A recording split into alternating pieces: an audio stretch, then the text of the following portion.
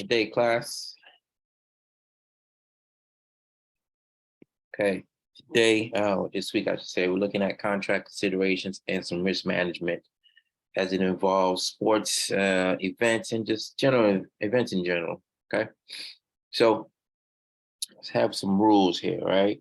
So when we're doing business and we're dealing with other people, we have to have some kind of, we have to have some kind of guidelines or some parameters set forth so that people can know how to behave in the space. Okay, so we have to set down some rules, and we have to make sure that the rules, are legal in nature, right? Are ethical and are fair to everyone involved.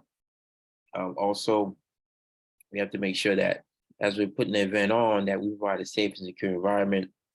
And bottom line, we want to protect our money. Okay, we do not want to, waste our funds or resources, dealing with people that aren't going to necessarily respect their commitments and meet us, in the middle as far as putting the event on and making sure that we have everything we need. And so hence, you gotta have contracts, okay? Contracts and agreements are just basically just that, between two parties, right? Or multiple parties, but normally between two. And it says that we will, for some reason or another, accept it and will into a legal relationship. Okay. So two types of contracts available is bilateral with two parties engaging in a promise, and it's unilateral, excuse me, a one direction and offer is made but not accepted. Okay. So when we have a contract, we got a couple parts, different elements to the contract. First is the offer.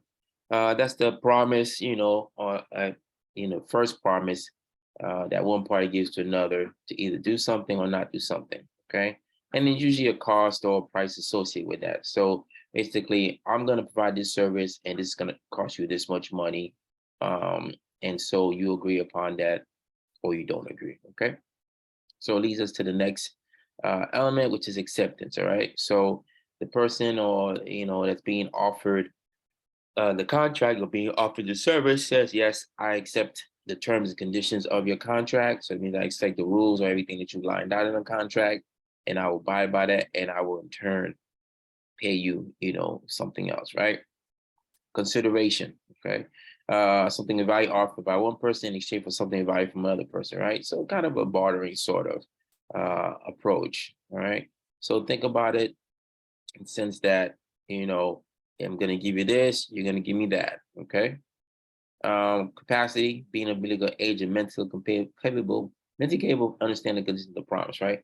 So this is to protect people that aren't necessarily able to comprehend all of the details of the contract, and to make sure that people aren't entering into contracts when they don't have the mental capacity to make that decision, right? They don't have all the cognitive skills and ability to assess the situation and to make an informed decision in which they can legally enter into a contract. So they have to have the mental capacity and the legality.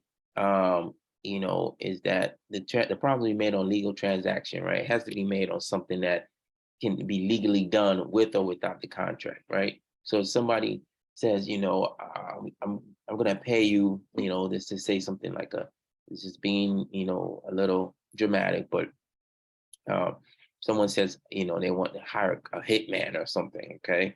They contract out for a hitman. And so that is not a legal contract because the act itself is illegal, okay? Murder is illegal. To hurt someone is illegal. So the contract itself is illegal.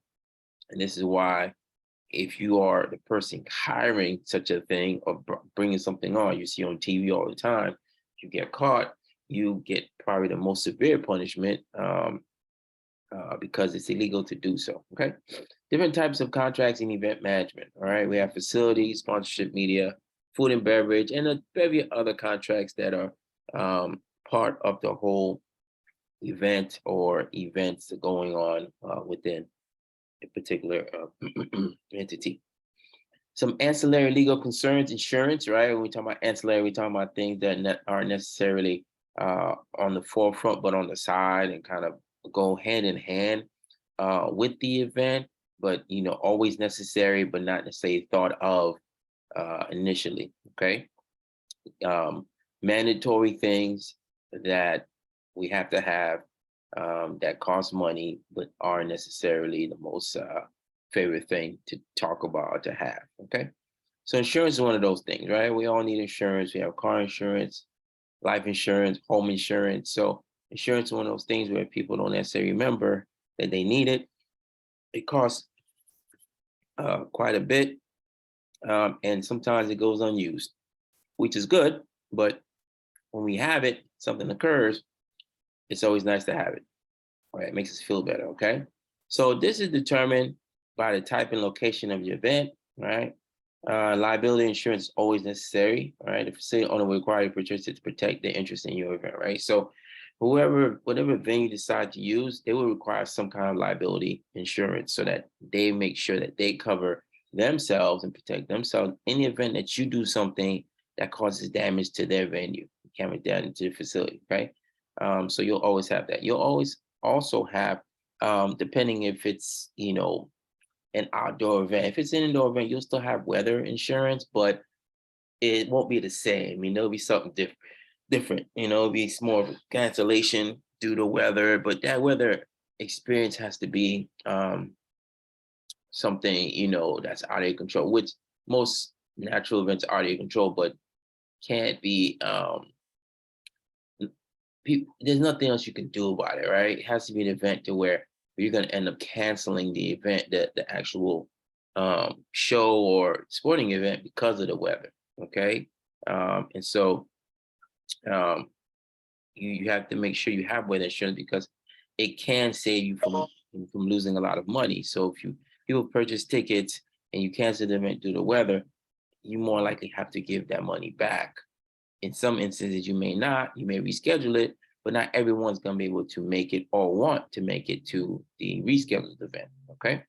So we have cancellations for a number of reasons, right? Weather, power outages, flu outbreaks, other unforeseen circumstances, right?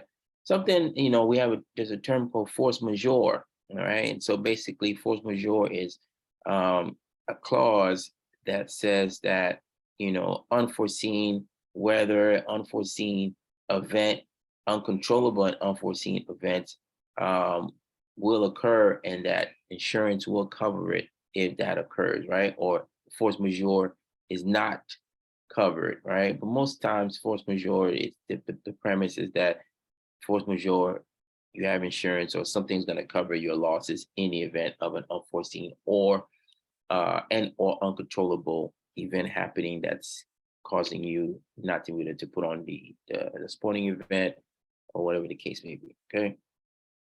Employment is another ancillary legal concern. Staffing the event is key to provide a safe environment, hiring the right people and the adequate staff who are properly trained. Okay. Definitely have to comply with, federal laws, especially as it pertains to immigration and people having legal status to work in the United States. So if you think about having a manpower crunch and you were looking for people that are laborers to participate, to help, you have to make sure that they are legally allowed to work in the United States, because you could very easily pay them on the table with cash, which is illegal. And so again, you must make sure that the immigration status lets them work in the United States. Okay. Most sports organizations rely on volunteers, as we mentioned that a few weeks ago. There's a huge percentage of the workforce for sporting events that are just there because they want to be there, and they're offered to provide their time, usually for intrinsic reasons and not for anything monetary or anything in return, really. And then you have to make sure you select the most qualified volunteers, okay? Because volunteers, because they're there on their own, accord, they tend to put in the most effort. They tend to be the most committed. And so if you're going to have volunteers, you have to make sure that they are trained just as well as, your paid employees. They understand what's going on. They understand their role. And they don't try to step out the box and become something or do something that they're not really in the position to do. Okay, so make sure you talk to your volunteers, keep them, abreast of what their role is and what their duties are, that they're not supposed to, extend beyond that. Regulations, license, and permits, right? Another ancillary concern, right? So you need to get all these things in order to put your event on, right? But there are a number of licenses and permits you need, especially depending on if the venue is indoor, outdoor, if it's in the city, or as compared to more out in a rural area or country town or somewhere that's not necessarily uh, busy with a lot of people. Okay, you have to worry about noise ordinance and making sure that you have the proper building permits. What time you're going to shut down? There's a lot of things that go on, and all these regulations, license permits. Guess what? They all cost money. And so there's a fee for each and every permit, license, or regulatory piece of paperwork that you need to fill out. There's a cost to all those things. So those costs can start to add up. And many times you can't get your license and permit for certain events without first doing a couple of things. One is insurance, right? You have to have your insurance locked in. You have to have your contract already negotiated and kind of ready to go before you start talking about permits, license, because they're gonna want to know where's the event being held, how many people are you anticipating, how many people does the venue actually hold, what are the noise restrictions going to be, or what are the noise requirements, what is the power requirements, is the facility that you're using up to code. There's a lot of things that go on. So usually the facility will have already had gone through all these things because they've had held many events in their venue already. So that should be pretty easy. But again, as I said, they're going to cost you money no matter what, right? Another one is food handling. Okay, you're going to be serving food or selling food at your event. You have to make sure that it's up to the health codes. Okay, you don't want anyone getting sick, getting food poisoning. You want to make sure people handle the food properly, right? Hair nets, gloves, rotate the gloves out. Cleanliness is probably, one of the biggest things when it comes to food handling, right? Cross contamination. We don't want to mix, certain foods because people have allergies to them. So you have to make sure you have those allergen signs posted and making sure that the people understand what's being served there, right? See it all the time. It'll say this product is made in an area where soybean nuts and peanuts or whatever, or some other product was also made, or eggs, right? And so people know that, hey, there's a possibility that there may be some cross contamination, right? Shellfish, a lot of people are allergic to shellfish, so they have to know that. Okay, so we want to make sure that we don't, make people sick, have anyone die from eating our food, right? In the case of salmonella, right, those things are serious and real, and they can cost you a lot of money, if not bankrupt you, if you end up making someone sick, and it can be correlated to food that they ate from your venue, okay, or from your event, right? Liquor, one of the biggest money makers for the sporting event or for the venue in general, right? But sometimes, it comes down to decision between money and all the other anticipated issues that go on with alcohol, right? So there's inherent risk when serving alcohol. Not everyone manages their alcohol the same way. People are less inhibited when they are inebriated. And so you have to worry about, added security. You have to worry about cutting people off, and the bartenders or whoever's serving the alcohol, understanding that they shouldn't serve to people that they deem are already past drunk, or too drunk, or on the verge of being drunk. And so you really have to put together a good, alcohol management plan as part of your overall risk management plan. Okay. Although it makes a lot of money, as I mentioned before, it comes with a lot of issues and problems, not to mention, aggressiveness and people just getting sick, right? They getting drunk. Now they're starting to come down from the alcohol high. And, now you have, people that are running to the bathroom who are, vomiting and that kind of thing. And so you have to think about, okay, who's going to clean that up, right? What first? Second, you have to think about how long is that person going to be in the bathroom, and are they holding up the stall for the ensuing line of people that are waiting just to use the bathroom between breaks and that kind of thing, right? You have to worry about people throwing beer at each other, and it's just a very delicate subject, and you have to really set the precedence early, um, you know, um, with that. Most times people are pretty manageable with the alcohol. You'll have one or two that may get out of hand. But nowadays, people are very aware of the consequences if they behave poorly, and it's due to too much alcohol consumption. Right. So when you're looking at contract negotiations, right? You have to enter negotiations with a planned approach, right? Know the goals, right? What are the facility goals, right? Make sure you do some research on the facility or on the venue, right? Figure out, how long they've been around. What are some of the things that they like to do at the venue? Are they financially sound, right? And in addition to that, you have to write a strong proposal. Okay, you have to write a strong proposal advocating for your use of the facility. Okay, so don't be afraid to ask for things. Okay, whatever you need, whatever it is that you think that you're going to require, don't be afraid to ask. Okay, never negotiate against yourself. All right, basically, don't dig yourself into a hole, providing a lot of concessions and incentives for the facility when you know it's going to be a detriment to your bottom line. Okay, get everything in writing. Right, that's the whole point of having a contract. Getting in writing, verbally, verbal promises don't necessarily hold up in court. Don't hold up very well at all, right? Because then it becomes a he say she say. Becomes a matter of perception and interpretation, right? So get it in writing, get it in black and white. Make sure it's in the contract. If it's not in the contract, then you probably have no leg to stand on. All right. Make sure you're ready. All right.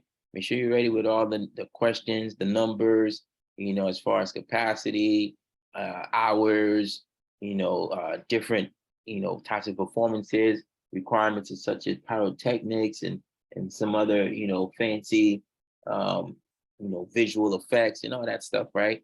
Be prepared to have a in-depth, comprehensive, very detailed presentation on what the event is about and what's going to go on from the time the doors open to the time the last person leaves, to the cleanup crew doing their thing, and the doors are locked and the event is officially over, parking lot is closed, and everyone's gone home for the night. Okay. All right. Discussion, or listen to the other side. Excuse me, I skipped a step. Listen to the other side, right? Again, it's a negotiation. So there's going to be some give and take here, and you may not always get everything you want, but negotiate and listen. Okay. No substitute for discussion. Again, if there is something that needs to be discussed or talked about, bring it up.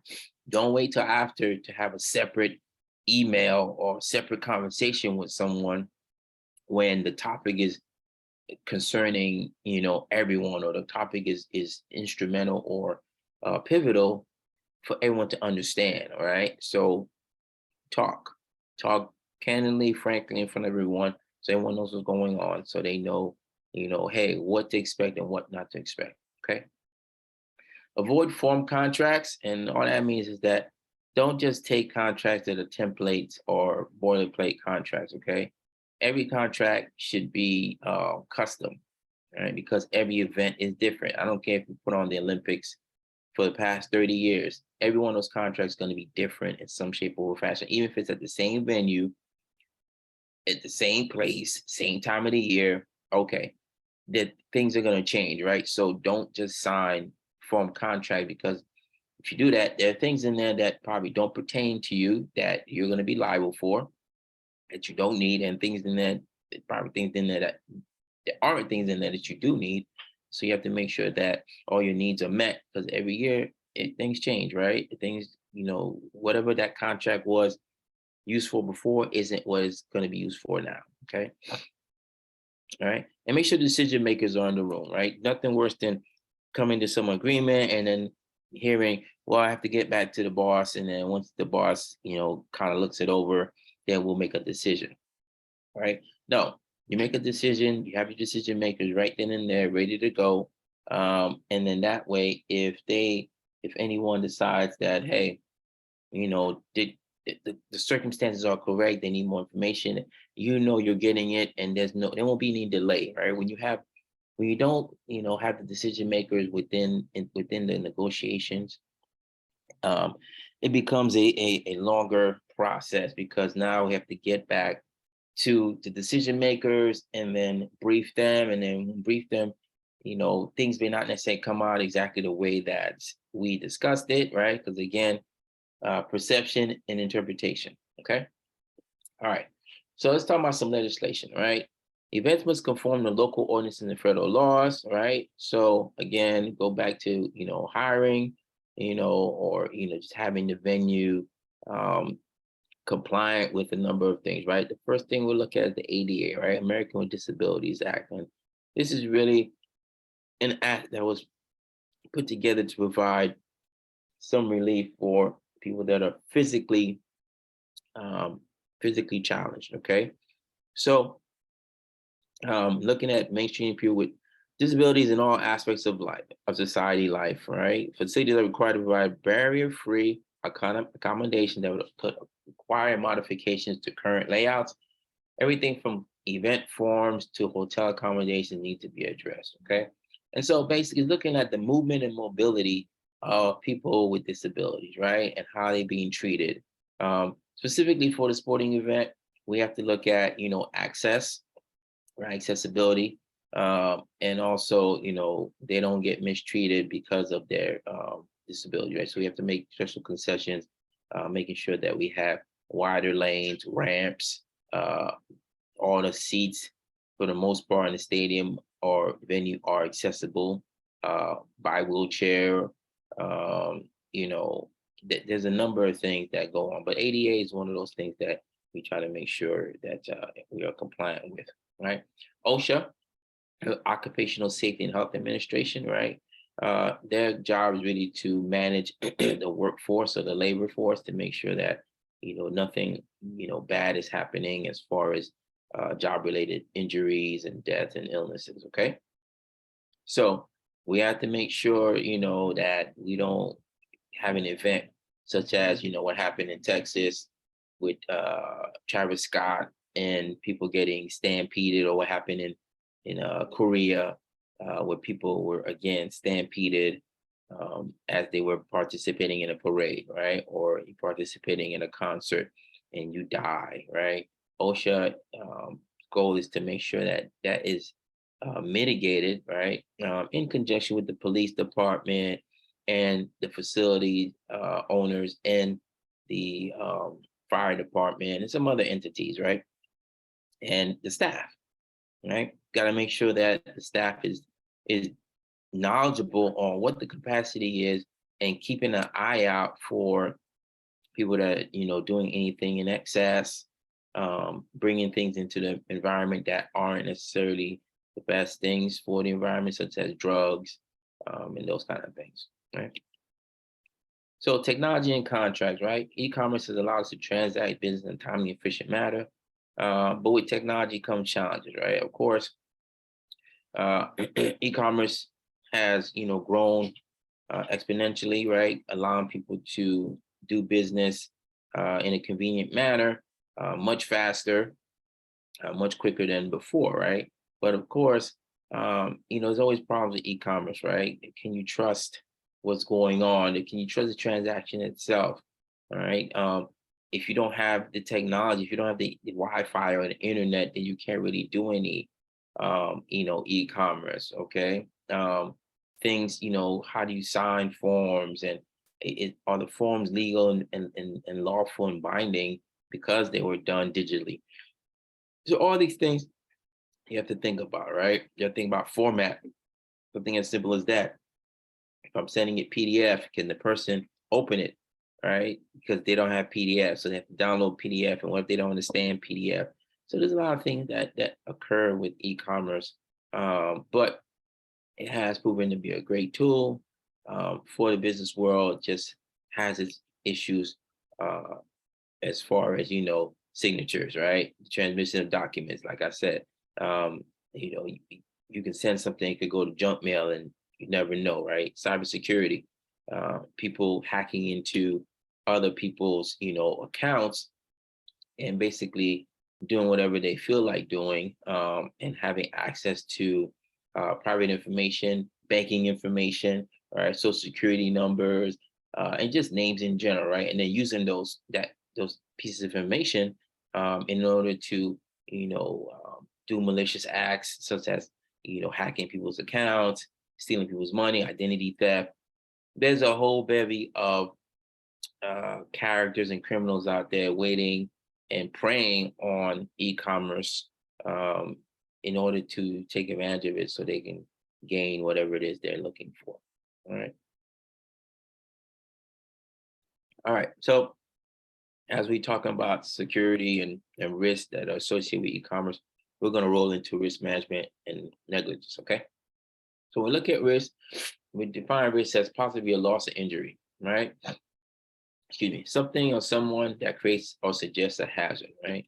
So risk is, one of those things where you have to look at it and say, okay, what what are the things that could happen that are not good, okay? And what's the probability of that risk, right? And then also, if I have this risk, what's the reward, right? Why am I taking the risk, and is it worth it, right? Those are the real heavy questions you really have to ask.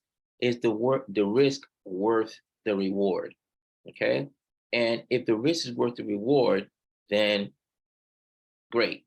If the risk isn't worth the reward, the question is, what's the likelihood of that risk occurring? And what can I do to mitigate the risk? Okay. What can I do to lessen the risk or to lessen the possibility of that risk occurring? Right.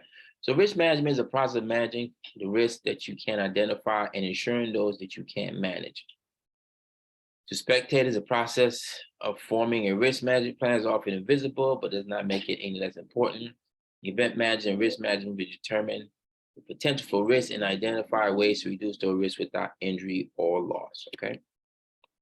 So risk management process and plan, right? It's not something that just boom, you put it together and it's done, right? Because risks are always occurring, right? Depending on what's going on as you're moving through the planning process and you put things together, and as you're doing the stuff, right? There's always risk, right? And so you have to um, make sure you convey to people that there's active risk involved in what we're doing, right? So as we're performing the event, there's a risk there, right? And let's take, for example, football.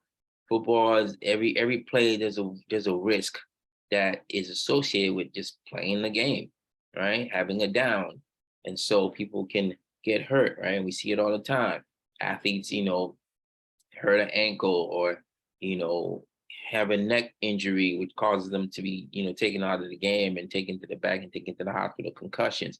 So all those are risks, right? And there are plans in place by the teams to address those things, right?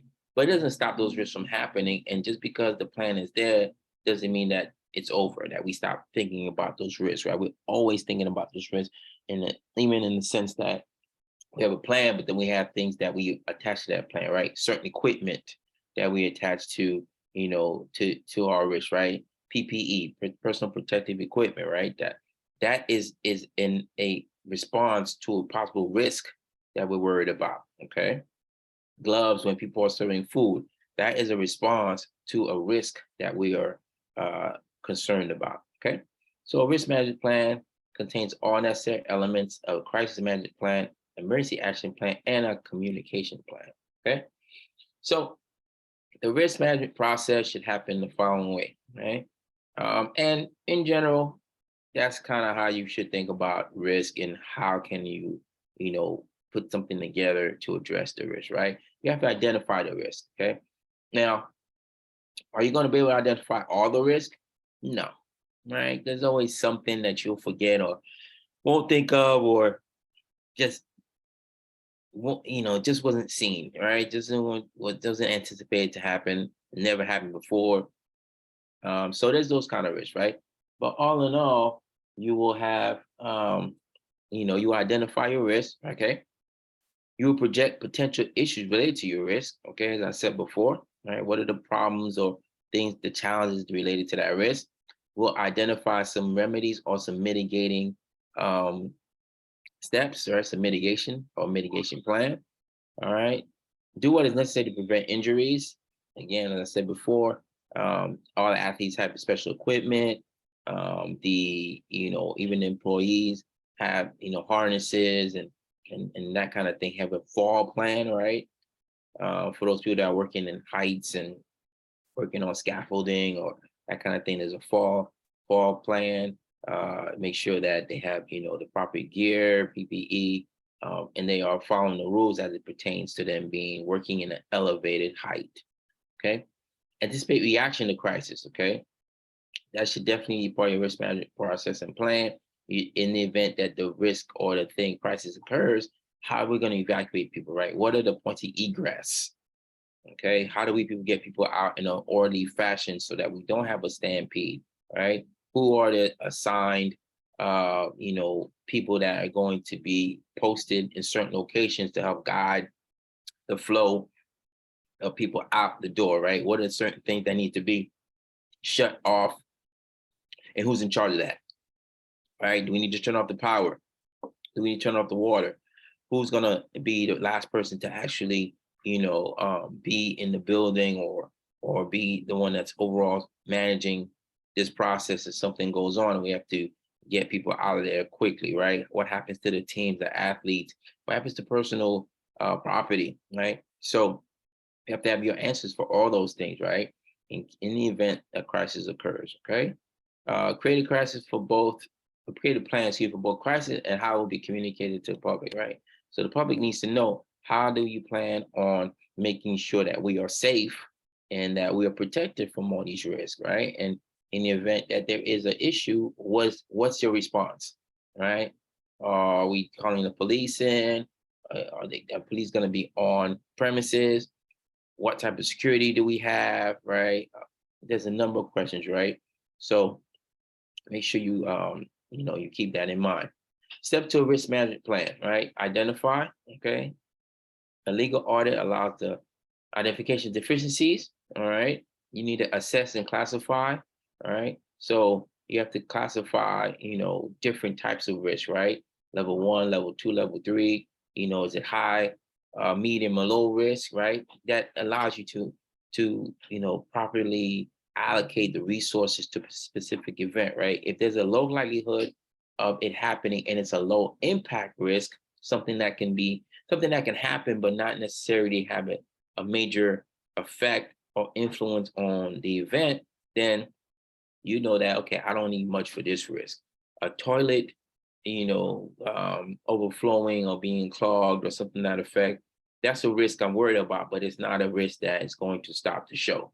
Okay. It's a risk that I need to make sure that the maintenance crew is ready at all times to address any situations with the plumbing, and that the cleanup crew is right behind them to make sure that they clean up everything and have the bathroom ready to go, and safe and sanitary. Okay. Treat and manage, right? The 4 options for treating risks are retain, reduce, avoid, and transfer, right? And you need to, have an SOP, right? Standard operating procedure as it pertains to how do we do business, right? How are we doing these processes? What happens, if one of these crises or one of these, risk is actually is actualized, right? Or realized, I should say. Okay. And you need to have that in writing because people need to be able to reference um, these particular documents, because during the crisis or when the risk is happening, no one is always of sound mind, right? And so having it written down somewhere, having it accessible makes it much easier and one less thing the person has to worry about or think about and try to remember, because we don't know how everyone acts in a pressurized situation, in a very contentious, fast-paced situation. We don't want to rely on people and their memory or their ability to act instinctively, right? We want to have something that they can reference and have ready to go, and that they can read and have, in and out, and how to do certain things, because that's the way we need to do them. Okay. 3 steps to the DIM process, okay, for managing risk, right? D, developing the plan. All right. I, implementation of the plan, and then M, managing the plan. All right. When you develop the plan, you have to have successful implementation, right? Which involves the understanding and understanding the expectations that the plan has established and their role ensuring they are maintained, right? So you have to make sure that, hey, people know what's in the plan and the things in the plans are realistic, right? They're not fairy tale, they're not made up, they're not like unattainable, okay? And that everyone understands what their part is within that plan, okay? A key to facilitation of risk management plans, the effect is the communication plan, right? People have to know, how can I get in contact with everyone, right? How do I communicate with the people that I need to communicate with, right? And so in many instances, the people that are key players and key managers will have walkie-talkies or have some way, some phones or some way of communicating, whether it be via another phone, like texting or just calling. It all depends on the resources that the organization has and the venue has.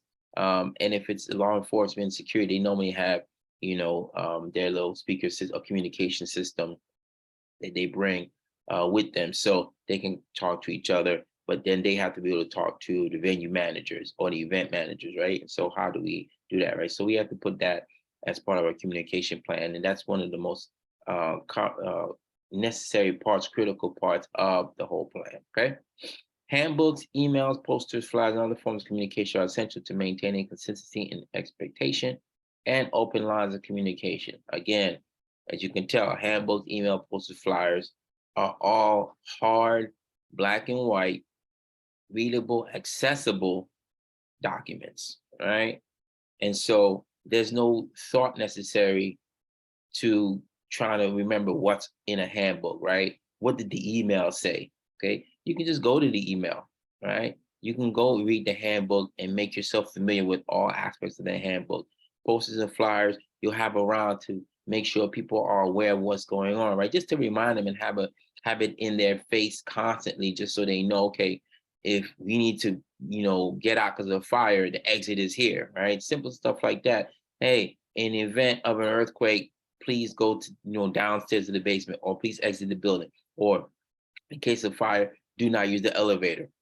Those signs are all part of the comp plan, right? Are all part of the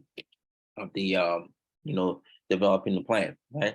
Implementing the plan, right, requires all involved to understand expectations, the plan is established, and their role ensuring that maintained. Again, understanding that, hey, there's a plan, this is your part in it, okay? Again, comp plan, okay? And again, handbook, email, and posters, all right? Managing the plan, okay? Managing the plan, you need to designate a risk management committee. I said before, you have to have certain people managing certain areas of the overall plan, right? Overall risk. And so those folks will be instrumental, right? Doing service training for employees, you got to practice, right? Practice fire drills, right? Remember in school, we do fire drills. Here in California, they do earthquake drills. Other places, they do flood drills. So there's a bevy of different drills and training that's necessary for employees as they start to get closer to the event. And, we know certain situations can occur, active shooter.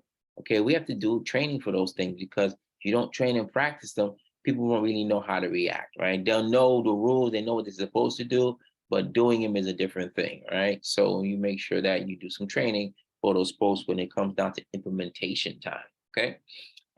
Conduct routine inspections, right? You make sure you spot check everything, right? You inspect what you expect, okay? Don't leave it to your employees and trust them 100%. Not that you don't, but at the same time, you want to make sure that you touch and at least randomly select things, areas in which to inspect, to make sure that, hey, they're good to go, they're within specifications, we have everything lined up, we're good, okay? If you do one or two, then the other departments and sections and places that you have, things set up or things going on, they will make sure to be up to snuff, because they don't want to get audited and be the ones that aren't necessarily prepared, right? And so it's kind of a peer pressure type process where they know they could be audited at any time, They may never be audited or inspected, but they know that they may be. It's a potential for it, and so they will be ready.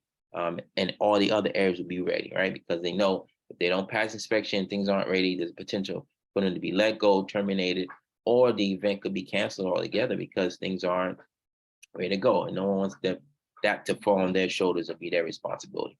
Okay.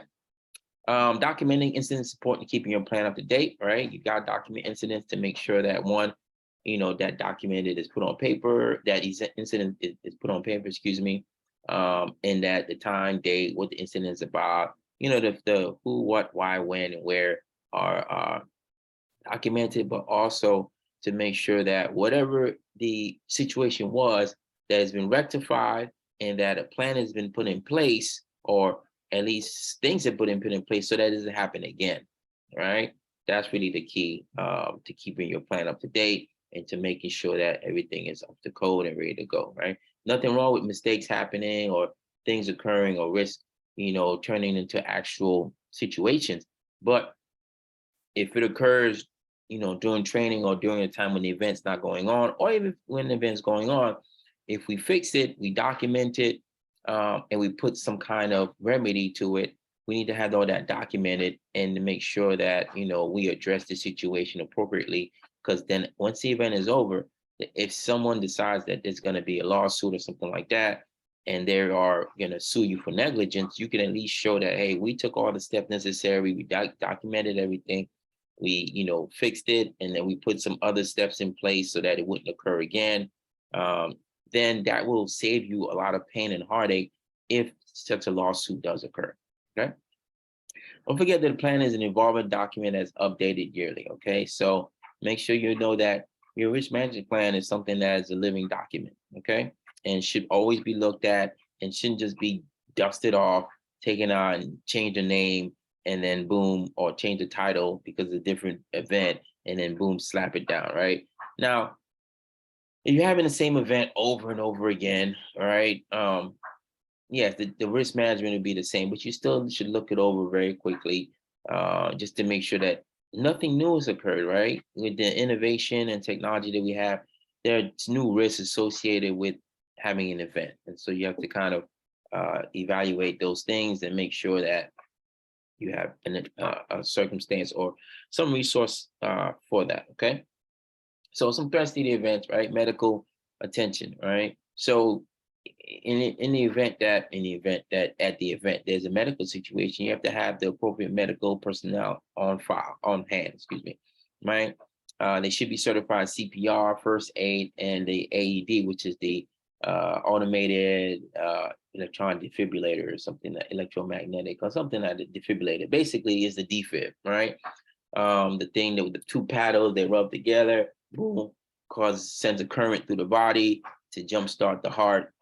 So you have to make sure all the facilities are available, the resources are available, and people are trained in first aid so that they can, administer first aid or CPR till the professionals get there. Okay. Event personnel should carry cell phones. They need to call 911. That's no longer a real issue. Everyone has 911. I mean, everyone has a cell phone, so they can call 911 at personal phone, and they'll be recouped or reimbursed down the road later on. Not a big deal. Okay. Weather issues, right? Heat is the most common weather-related killer. People die from heat exhaustion, heat stroke, being dehydrated in the heat, right? So you have to make sure that you have, some protections against that, whether it be shade, ice available.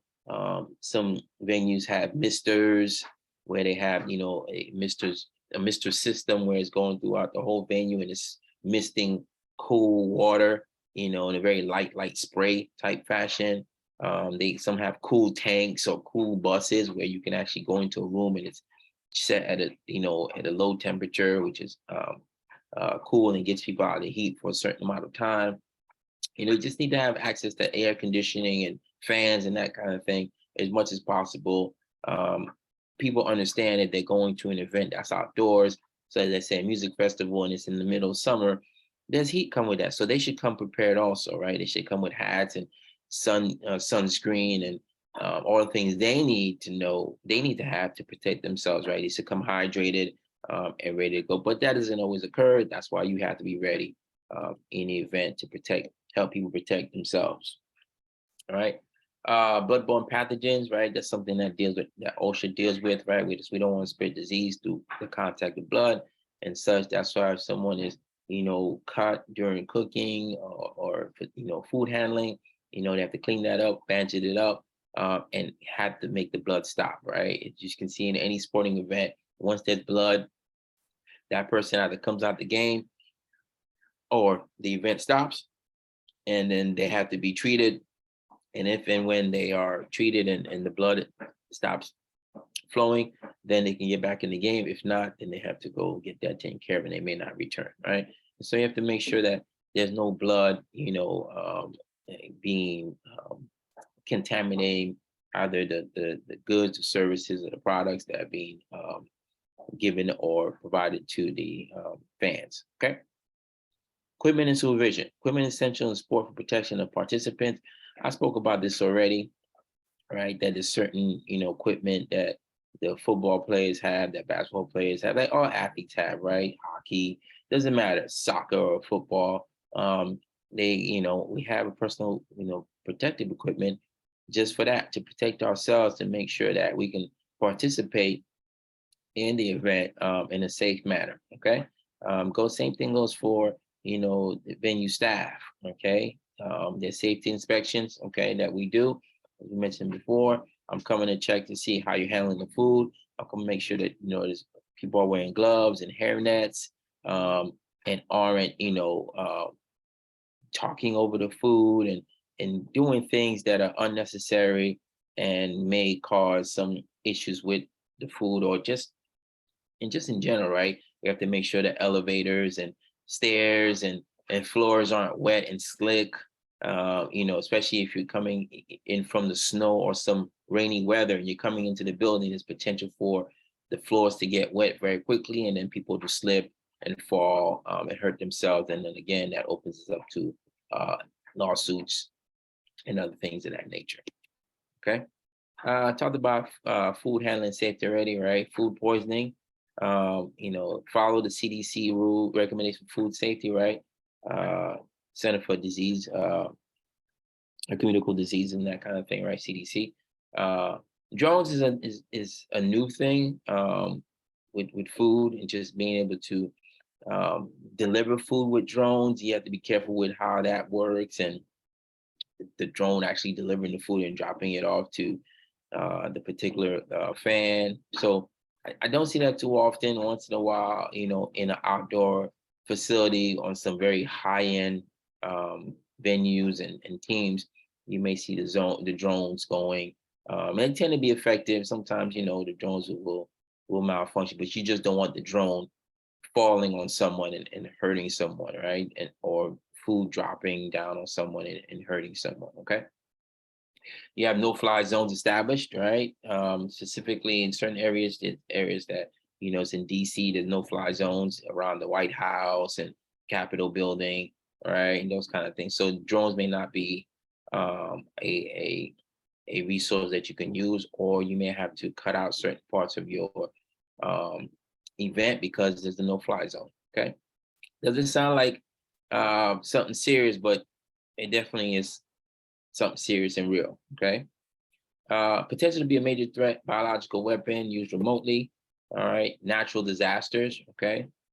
You can prepare, but you can't, really stop a hurricane, and you can't anticipate an earthquake, right? Earthquakes just happen. You just have to have a plan in place that people know about, and they know what to do in the event that one occurs, right? And so again, goes down to practice, right? Having your team and your staff ready to go and understanding what are the steps necessary for us to do if an earthquake occurs, okay? What do we need to happen, right? And so having your people versed in that those particular actions will go a long way in making sure that everyone gets out safely, and minimizes or mitigates the loss of life, okay? Human trafficking, all right? Doesn't sound like it would be something that would be happening at a sport event, but think about the circumstances at a sporting venue, right? Or any event. There are lots of people, right? Lots of confusion, a lot of things going on. People can be doing could have interactions, and it looks very, innocent, but there's actually a lot more to it, right? So you have to keep an eye out for trafficking, right? Not only human trafficking, sex trafficking, right? When big events are occurring, a lot of sex trafficking going on, in the sense that people are flying in or flying other people in, um, sex workers in, and that kind of thing into the event to kind of meet the demand that may be there for those particular activities, right? And so you should definitely keep an eye out. The law enforcement will be keeping an eye out for those things, in addition to the staff. But those events, venues are definitely a prime place for that to happen, right?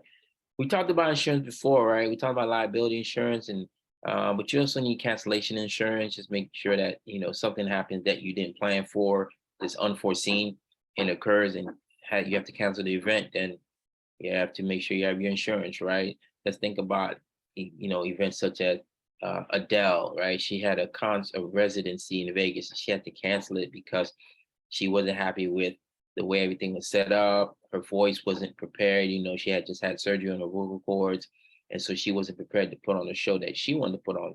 So they had to cancel the residency, or postpone it, I should say. And so and they rescheduled it, they pushed it back, right? But there's insurance for that, okay? Because if something happens to Adele, then she can't perform. What happens to all the money? They have to give all the money back to the consumer, right? And I've already spent the money in getting things prepared. Then what happens? So this is why you need insurance, okay? Specialty policies, right, may be needed, okay? And for example, Hole in One insurance for golf tournament, right? Although you think that um, that particular activity is sponsored by the actual people putting on the event, it's not, okay? That is covered by insurance. So let's just say I have let's just say a basketball game, that the half court shot or the full court shot, right? You make the full court shot, you win $1 million. That is insurance policy that is covering that, because the likelihood of someone making that shot is very low. And before you even get an attempt to make that shot, you may get selected, but there's a bunch of questions they ask you before you even get on to make that shot, right? And I'm speaking specifically is the basketball, right? Before you even go, they ask you, have you ever played basketball? What level, right? Are you high school, pickup, college, professional somewhere, right? They ask you certain questions to ascertain your ability to make that shot. And then that way they have an understanding as to what's the likelihood that this person can make a shot, and should we let this person even take the shot, right? They may disqualify you based on the fact that you have certain skills that will give you a higher chance of you making that particular shot. So they won't let you take it. They'll pick someone else, okay? But again, there's insurance policies for that, okay, that cover in the instance that someone does make the full court shot, insurance covers that, and they'll pay that out to the person, and that'll be behind the scenes. The person will actually know that, right? The check will come from the company, from the organization or the sponsor, but the actual monies is coming from the insurance company, okay? Maintaining crowd control, which is a big one now, right? As we've seen in the past couple of days or past couple of months, with events happening, such as I mentioned with the Travis Scott Astro World event in Texas, and then the other event in Korea during the parade. Maintaining the crowd, making sure that there's not too many people, and a lack of mobility is important, right? Because once it gets too crowded, people actually can't move. If you can't move, and your movement is dictated by the crowd moving, then you have a problem, right? Because now you don't want people to fall and trip, right? Because once they fall and trip, they're not getting back up. They basically will be stampeded, right? They'll be killed by the thousands of people that are trying to get out the way, in addition to suffocating, right? That's the thing I think a lot of people don't realize, that once you fall down and there's a large crowd of people, it becomes suffocating, because now there's a bunch of feet and legs and a huge, there's no room to breathe, and the air pretty much gets sucked out of that area. And if you fall down, most people suffocate to death. Is really what happens. Okay. So maintaining crowds is a big deal, and it's something that venues are very sensitive to, and they want to make sure that they get it right, because it's easily one of the areas to get sued at that they don't want to mess with. An effective plan addresses these issues: number of people at the venue, behavior of spectators, layout of the facility, managing the movement activities of guests, assisting in emergencies, and assisting guests with specific concerns related to their visit to the facility, right? And so really you have to speak to the capacity, right, of the venue, right? And making sure that you adhere to that, and not letting too many people in, and not that you don't want to get close to, because you do, because you want to sell out, but at the same time, selling out the venue should not max out your capacity, because you still have to account for the staff and people that are just there in the building inherently doing their jobs, right? In addition to the crowd, right? And capacity doesn't just speak to the number of people that can come to the event. Capacity speaks to the number of people that can be in the building or in the facility itself, right? Including everyone, right? So you have to make sure that you understand that, right? You have to understand, what kind of event am I having? Is this an event where people are going to be mobile all the time, or they're going to be stationary for a certain amount of time during the event, and there won't be too much movement of crowds, right? Or when do I expect the crowd to move, right? Halftime, or when there's breaks in the in the event, right? Intermission. I expect it to be lots of movement, and so I expect there to be crowds to the bathroom, to the bar, to the food, right? So you have to understand your crowd. You have to understand, what the venue, what the event is about. Okay. Crowd expectations, crowd dynamics and demographics, and movement theory. Okay. And those are all important aspects of how you manage your crowd, right? Patrons expect the environment they are entering to be safe and secure, right? Each crowd has unique qualities, right? And people move in and around a facility relates to pedestrian traffic, right? Traffic flow is speed at which a crowd moves, multiply the density and width of crowd. So all the things I already mentioned before, right? The amount of people that you have at the venue, the amount of people that your facility can handle plays a huge role in how well the traffic flows, right? How many stalls we have in the bathroom. Probably don't think about that at all, right? But it will dictate how many people can go into the bathroom, and keep the traffic flowing, right? How many urinals do you have as compared to how many stalls you have, right? If you have, or more of a what you call it, the horse trough, right? If you have a trough, which is the trough, if you go to a lot of venues and they go to the bathroom, it's like just a big, like, station sort of. And this is mostly for the males. Females don't have this. This is for the males. It's kind of like an open kind of container sort of, or space, and just people could just line up. There's no specific urinals or anything like that. Just a big, steel or aluminum um, um, thing they set up, and it's like a big urinal, really, at the end of the day, right? It has a little bit of water flow to keep the body fluid moving, and a drainage system. Okay. Evacuation procedures are important, right? Understanding how people leave the crowds and that kind of thing, right? Adequate exits must be available, unlocked, and ready to use. I mentioned that earlier, also in the presentation, right? Fan education and alcohol policy, okay? And then training, right? Training is always important. Understanding, that your staff is really the key to a successful event, and them knowing what their role is, what they need to do, how to do it, and that kind of thing is an important aspect of crowd management, right? Crowd control, okay, and signage. Signage is important. You have to make sure that you have lots of signs so people know, and they can see very easily where to go, what to do, how to do it, times. So you have to make sure that you have signage inside and out, and you have directional signs and informational signs, okay? Tell me which way to go to get out, and what not to do or to do in the event of a situation. All right, at this time, this concludes this week's presentation. Please make sure you get all your work in, to include your LE, and anything else that's due this week, your quiz and any other activities. 2 more weeks left, and then this class will be done. So hopefully you stayed on top of things. There's a few students that are missing some work. Hope you get those pieces of work in prior to the session ending. I'm not going to accept any late work that's from week 4, 1, 2, 3, and 4. It's too late for that, right? I will accept late work from weeks 5 and 6 right now, and then late work from weeks 5, let's just say.